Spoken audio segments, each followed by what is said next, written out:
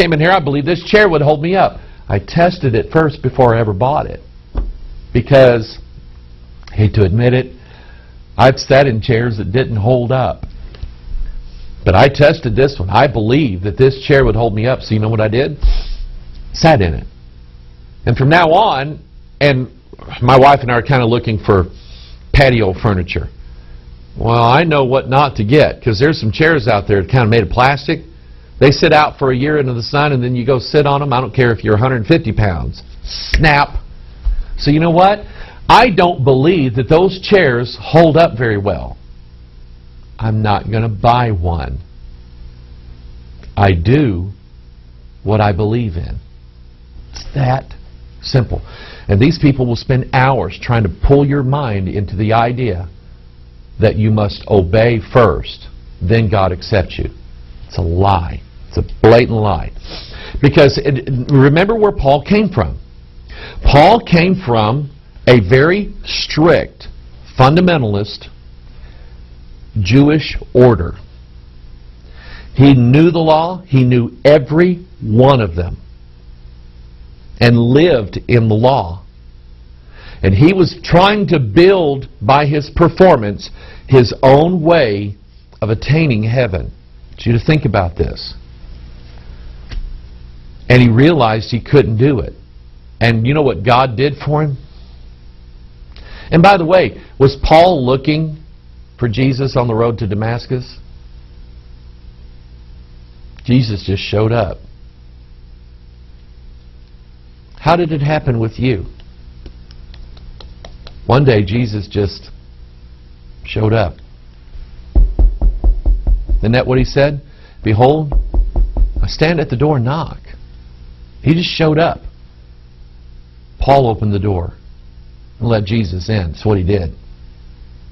So Paul then realized, after spending about 14 years with Jesus, learning the doctrines that you and I believe in now, he realized that what he was doing in his old life was a waste of time. Except the Lord build the house, they labor in vain that build it. And so notice what Paul said in Galatians 2:18. For if I build again the things which I destroyed, I make myself a transgressor. You know what Paul was saying? He said, I tried to build my own way to heaven. He said, but when Christ got a hold of me and taught me the truth, I destroyed. Listen to you, all you Hebrew roots people. Paul destroyed his old life in his new life. That's what he did. Notice that he said, for if I build again the things which I destroyed, I make myself a transgressor. When I read that, my mind immediately went to this picture here. The Tower of Babel. Think about what it says. Go back to Genesis 11. Look at what it says. And they said one to another, go to, let us make brick and burn them thoroughly. And they had brick for stone and slime they had for mortar. And they said, go to, let us build us a city and a tower whose top may reach into heaven. And let us make us a name, lest we be scattered abroad upon the face of the whole earth.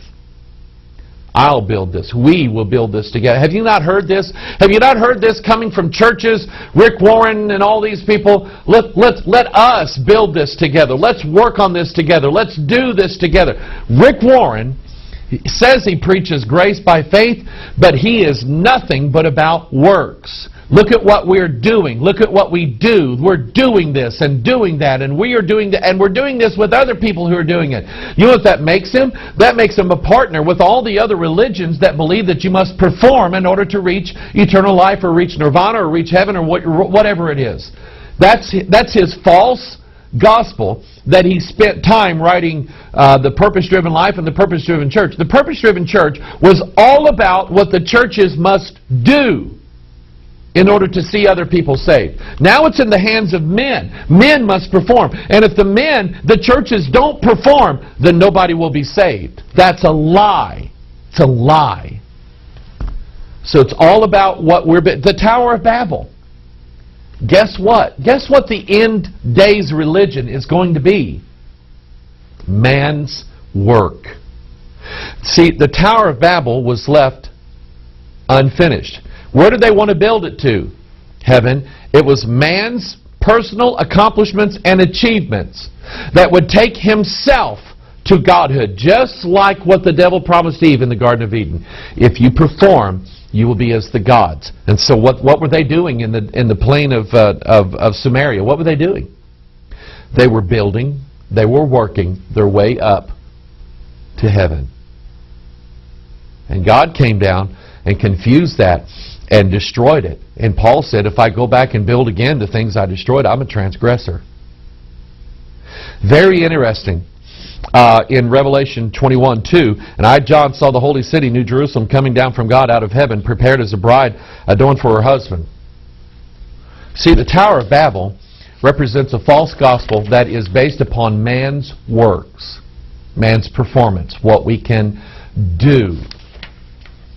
Does it not ever occur to anybody that God already built a city and a tower? You know who the tower is? Jesus. Go study the word tower. Go study the Psalms. Thou art my high tower. Jesus is the tower. Oh, it's so pretty. Did it not ever occur to anybody that God already has a city? That instead of being based upon our performance of works and what we build for God, God's already, whose builder and maker is God. He already built it. He already made it. Instead of it coming from us to God, it's coming from God down to us. And what did we do? We said, even so, come quickly, Lord Jesus. Because we believed. We believed. And by the way, dominion theology is all about, it's a works, it's a false gospel. It says that God will bring down the kingdom if we take over the planet for Him. That's works, salvation. It's performance. If we perform, and I mentioned this before, but it's just, I remember I just went nuts on this thing. Larry Haggard. Ted Haggard. One of the two. Anyway, a guy named Haggard, not Hoggard. Had a mega church out in Colorado. Said God woke him up in the middle of the night one night just before the United States was going to go against Iraq in the Second Gulf War. God told him that if he could get 1 million people to pray, then, are you listening to this? If he could get 1 million people to pray, then no loss of life would be incurred in the Iraqi insurgents or the Iraqi war. In other words, God was saying, if you can get 1 million people, not 999 million or 999,999, but 1 million. If you can get 1 million people to pray, then I will not let anybody die in that war. Works. And he went and told this to the world.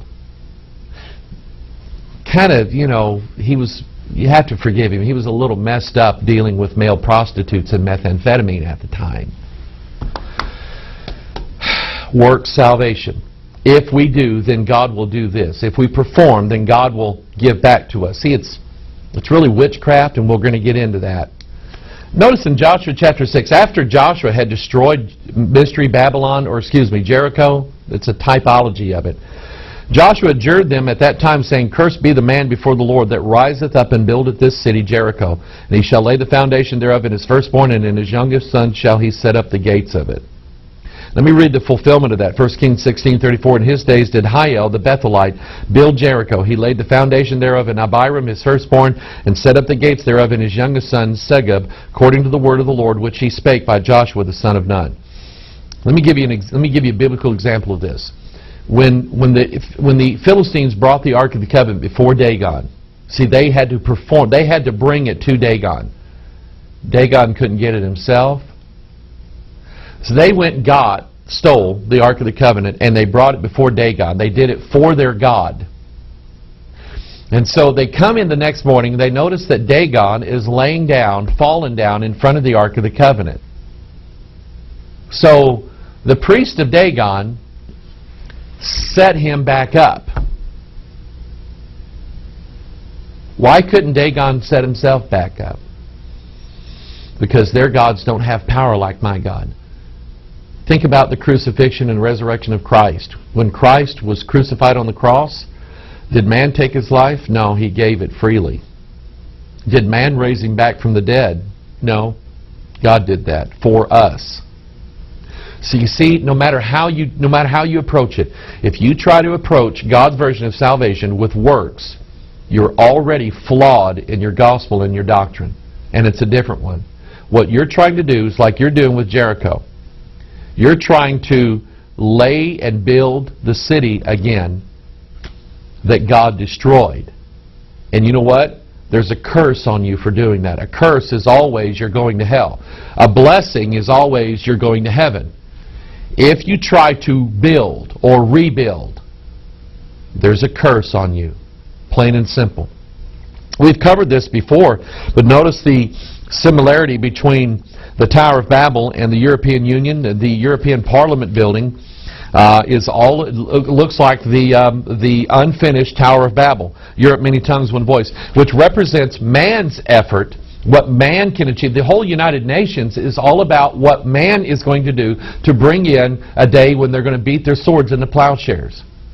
God is the one who does that, not man. So those of you who believe in a performance-based salvation, you might also criticize the United Nations because they're all about what man is doing to bring in peace and tranquility on the earth, when that's exactly what you're doing as well. You're saying you must perform. Man must dig himself out of his own grave. That's what you're saying. And it's almost like there's no love in this gospel. This gospel says, you got yourself down in that hole, you dig yourself back out of it. Here's a hot dog. That's what that gospel is. This gospel says, you dug yourself a grave and you're laying in it. Let me pull you out of there. That's that gospel.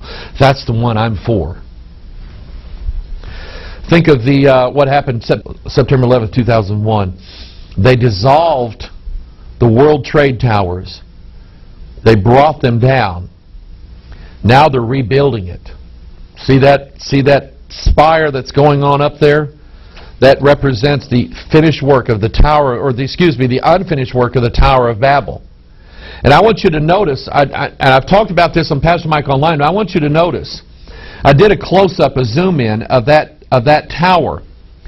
The symbols on that spire that they set on top of the Freedom Tower. Hold it, stop right here. Did you know the Bible tells that the false prophets of the last days will promise freedom and liberty? They won't be able to deliver any of it. They say, and what their version of freedom is freedom from the Bible. But anyway, back to this spire. This spire has on it symbols that look amazingly like what is in the occult realm, the four elements: earth, air, fire, and water. I want you to notice that a triangle pointing up with a line through it, that's air. A triangle pointing down, that's water. And those are the elementals that deal with black magic, white magic, it doesn't matter. In Freemasonry it's there. Notice these two pillars of Jachin and Boaz. And let me just explain this here. This is about a self-determined, man-made, man-performed gospel. Freemasonry is loaded. It's all about this. Freemasonry says, if you join the Masonic Lodge and you perform the 33 rituals that we require of you in the Scottish Rite,